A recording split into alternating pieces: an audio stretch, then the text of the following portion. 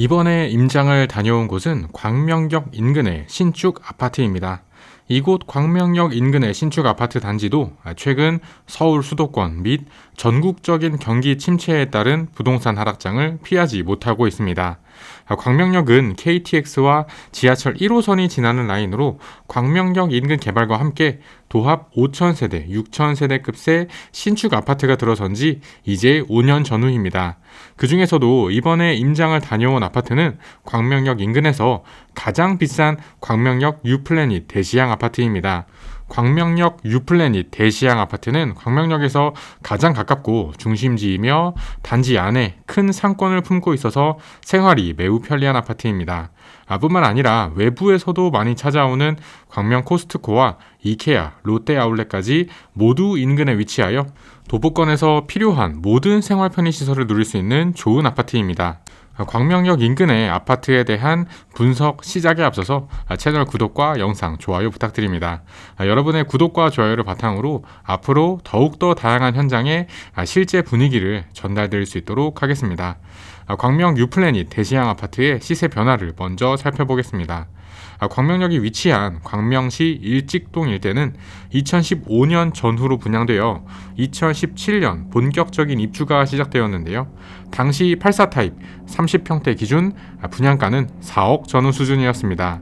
그 중에서 광명역 유플래닛 대시양 아파트의 84 타입 정확한 분양가는 4억 3천만 원이었습니다.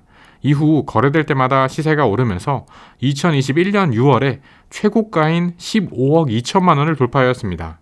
15억 2천만 원이라는 가격은 15억 이상 아파트에 대한 대출이 전혀 나오지 않음에도 불구하고 거래가 되었다는 상당히 상징적인 의미의 거래였습니다.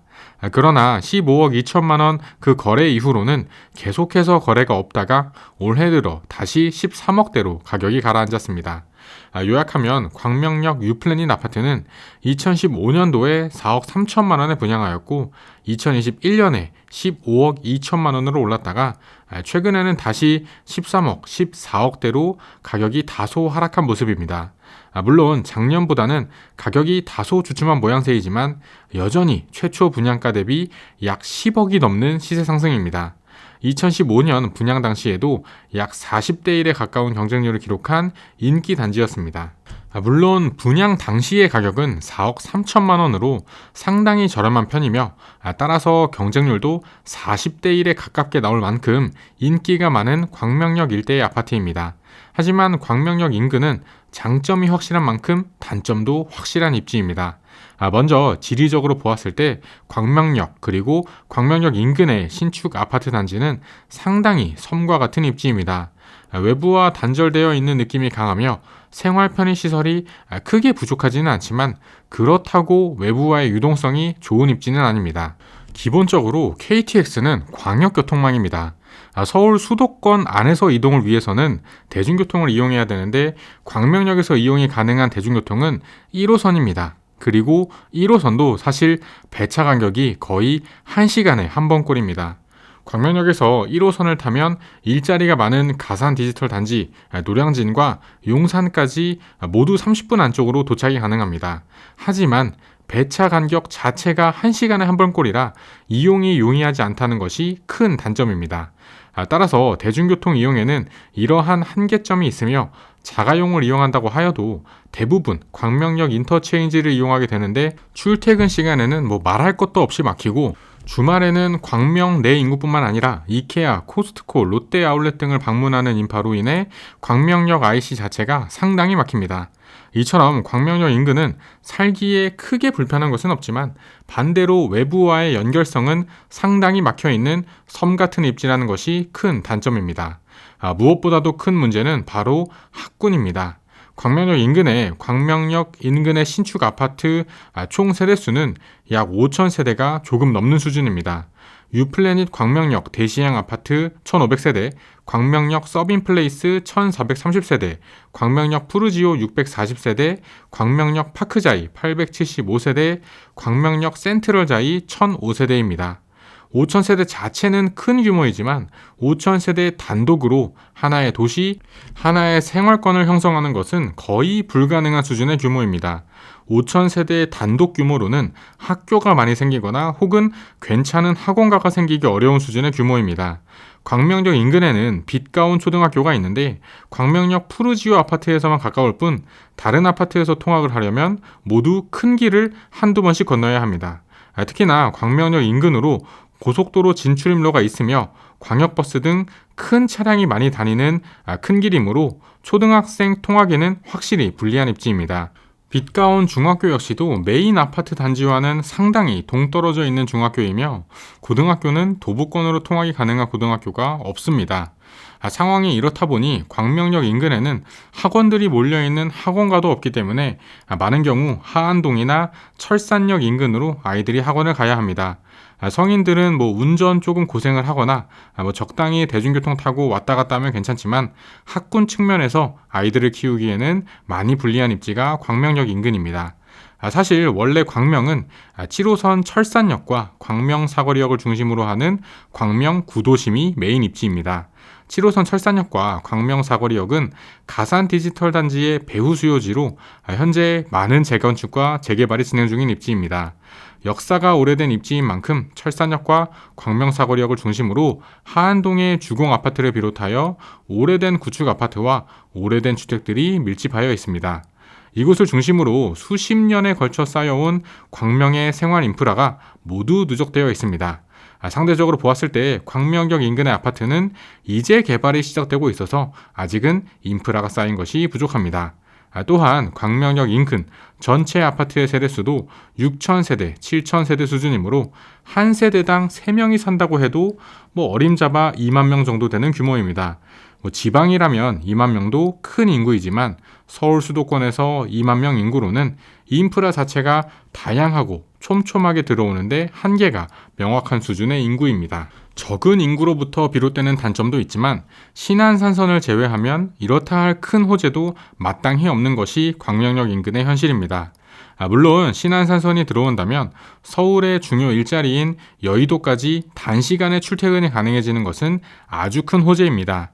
특히 신안산선은 신분당선과 같이 역간 거리가 멀고 표정속도라고 하는 열차의 속도 자체가 빠르기 때문에 급행열차의 역할을 하며 광명과 서울 도심을 빠르게 이어줄 역할을 할 노선입니다. 신안산선이 들어오면 현재 1시간에 한 번 있는 1호선만 있는 광명역 일대의 대중교통망을 획기적으로 개선해 줄 것으로 보입니다. 그러나 가격 측면에서 보았을 때는 사실 서울 수도권 전반적인 하락장 분위기 반전이 없다면 광명역 인근 입지 역시 단기간 내에 하락 분위기를 반전시키는 것은 어려울 것이라 분석합니다.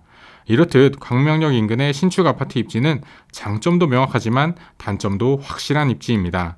지난 상승장 동안 특히 신축 아파트 선호 현상으로 인해 광명역 인근의 신축 대단지 아파트가 주목을 많이 받았으나 입지적인 한계 때문에 전국적인 하락장을 맞아 광명도 시세가 같이 빠지는 중으로 분석합니다. 서울 수도권 전반적인 하락 현상에 반전이 없다면 광명역 일대도 시세 하락 현상을 반전시키기는 어려울 것이라고 말씀드렸는데요. 광명역 일대 그리고 서울 수도권의 하락 분위기가 반전된다면 그 하락 추세를 반전시킬 요인은 금리와 정책으로 보고 있습니다. 금리 인상 기조가 완화되거나 혹은 금리가 오히려 내려간다면 집값이 다시 자극을 받을 수 있습니다. 또는 현재 규제지역 설정 그리고 아파트 가격별 대출 규제 등의 부동산 가격을 조이는 정책이 완화된다면 마찬가지로 집값이 다시 자극을 받을 수 있을 것이라 분석합니다. 물론 미국은 강하게 나타나고 있는 인플레이션에 우선 대응하는 것을 주된 목표로 가지고 가기 때문에 당분간 금리 인하를 하지 않을 것으로 보입니다. 그리고 어쩔 수 없이 한국은행은 우리나라의 인플레이션을 대응하면서 달러의 금리를 따라 원화의 금리도 올려야 하므로 단기간 내에 금리가 다시 하락세로 돌아갈 것으로 보이지는 않습니다. 하지만 만일 금리를 더 이상 올리지 않는다는 시그널만 나와도 자산 가격을 다시 끌어올릴 수 있는 요인이라고 보입니다. 또한 정책 규제는 최근 15억 이상 아파트에 대한 대출 규제 완화 이야기가 나오고 있습니다. 어느 언론사에서 15억 이상 아파트에 대한 대출 규제가 완화될 것이라고 하였다가 정부가 이를 부인하는 규제 완화는 없을 것이라고 다시 정정하는 해프닝이 있었습니다. 물론 정부가 공식적으로 규제 완화는 없다는 입장을 밝히면서 당분간 촘촘한 부동산 규제가 완화될 것으로 보이지는 않습니다. 그러나 어쨌든 이런 규제 완화에 대한 해프닝이 있었다는 것 자체가 아니 땐 굴뚝에 연기 날까 하는 속담이 생각납니다. 분명 정부에서도 여러 카드를 만지작거리면서 여론을 관찰하고 있는 것으로 보입니다. 만일 현재 짜여져 있는 부동산 규제에 대한 완화 시그널이 나온다면 그 자체로 다시 부동산에 대한 심리를 자극할 가능성이 있다고 분석합니다. 이런 상황에서 현재 가장 안전하게 내 집 마련을 할 수 있는 방법은 바로 청약이라고 분석합니다. 광명역 인근 아파트의 분양가가 4억대였다가 지금은 몇 억 하락하여도 10억을 우습게 넘고 있습니다. 물론 하락세가 어디까지 더 이어질지는 모르겠지만 분양가였던 4억으로 다시 돌아간다는 것은 경제가 완전히 망하거나 IMF 위기가 또 온다고 하여도 현실적으로 어렵다고 생각합니다. 이렇듯 좋은 청약 기회를 분별할 수 있다면 저렴한 가격에 뛰어난 입지 아파트를 마련할 수 있다고 보는데요. 저도 앞으로 괜찮은 청약이 나타나면 청약과 분양에 대한 이야기도 같이 전달드릴 수 있도록 하겠습니다. 긴 영상 시청해주셔서 감사합니다. 영상이 마음에 드셨다면 구독과 좋아요까지 부탁드립니다. 그럼 저는 다음에 또 새로운 부동산 이야기로 찾아뵙겠습니다. 감사합니다.